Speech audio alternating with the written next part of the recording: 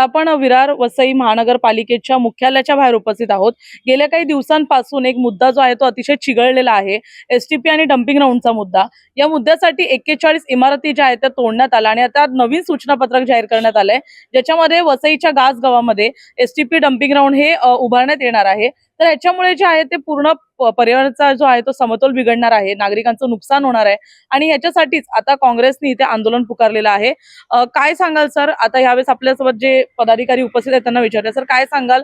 आंदोलन उभारलेलं आहे, ह्याच्यामध्ये कोणकोणते पक्ष एकत्रित आलेत आणि कशा प्रकारे आता सगळं काम सुरू आहे? आज काँग्रेसतर्फे आज जे आंदोलन होतं आपल्याला माहिती आहे, आमचे महाराष्ट्रभर आज आमचे नवे प्रदेशाध्यक्ष जे आहेत हर्षवर्धन सकपाळ साहेब, महाराष्ट्रभर आंदोलन होत आहे सिटी एरियामध्ये।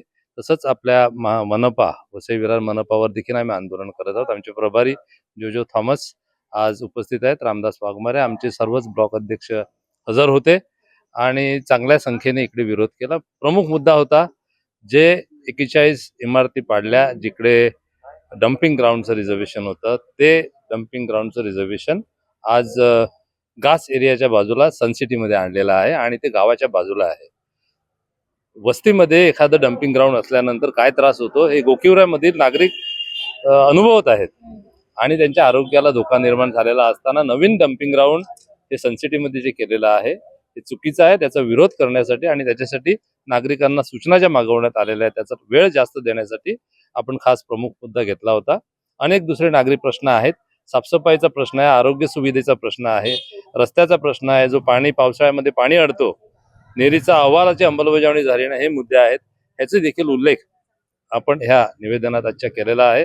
सविस्तर चर्चा निवेदनाची झाली आणि त्याचा निपटारा लवकरात लवकर करण्याचं आश्वासन आयुक्तांमार्फत आम्हाला देण्यात आलेलं आहे आणि आम्ही अपेक्षा करतो की जे रिझर्वेशन सनसिटीमध्ये केलेलं आहे ते इफेक्टिव्हली कॅन्सल होईल आणि जिकडे निर्जन वस्तीमध्ये पूर्वपट्टी भागामध्ये जाईल अशी आम्ही अपेक्षा ठेवतो। काय वाटतं आता निवेदन तुम्ही दिलेलं आहे, भेट झालेली आहे, या भेटीनंतर आता काय वाटतंय, काय निकाल लागेल? जे हवंय तेच होईल? निवेदनामध्ये जे काही मुद्दे होते, नागरी सुविधांचे मुद्दे प्रामुख्याने घेण्यात आले होते। कुठल्या एका मुद्द्यासाठी काँग्रेस पक्ष या ठिकाणी आला नव्हता। नागरिकांच्या सुविधा ज्या आहेत, पाऊस पाण्याच्या अगोदरच्या आणि रेग्युलर सुविधा, त्या सुविधांसाठी आला होता। प्रामुख्याने जो मुद्दा होता, आज सगळेच जण बोलतात 41 बिल्डिंगचा, तो मुद्दा देखील या ठिकाणी इन्क्लूड करण्यात आलेला आहे। काँग्रेस पक्षाचे आमचे सिनियर लीडर या ठिकाणी उपस्थित आहेत। त्यांनी 41 बिल्डिंग विषयी जे आरक्षण होतं, प्रश्न उपस्थित केले बैठकीमध्ये की त्या इमारतीची जी जागा होती ती अगोदर आरक्षित करण्यात आली होती, मग आरक्षित जागा तुम्ही ताब्यामध्ये का घेतली नाही आणि आता त्या ठिकाणी तुम्ही बिल्डिंग पाडल्यानंतर तुम्ही आरक्षण देखील हटवताय, म्हणजे हे पूर्णपणे तुम्ही भूमाफियांना सपोर्ट करताय।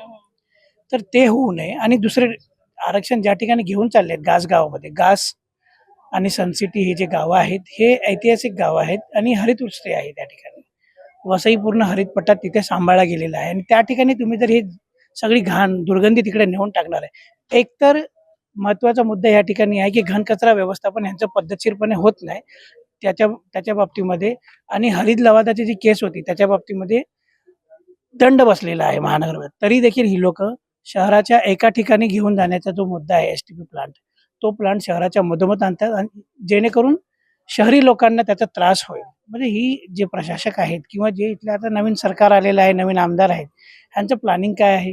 जनतेला त्रास देऊनच ह्यांना निवडून आले तर त्याविषयी आम्ही जे आहे तो विरोध दर्शवलेला आहे आणि आमच्या जिल्हाध्यक्ष साहेबांनी मागणी केलेली आहे की जे हरकती घेण्याचे जे दिवस आहेत ते वाढवून देण्यात यावे। त्या बाबतीमध्ये सकारात्मक चर्चा झालेली आहे।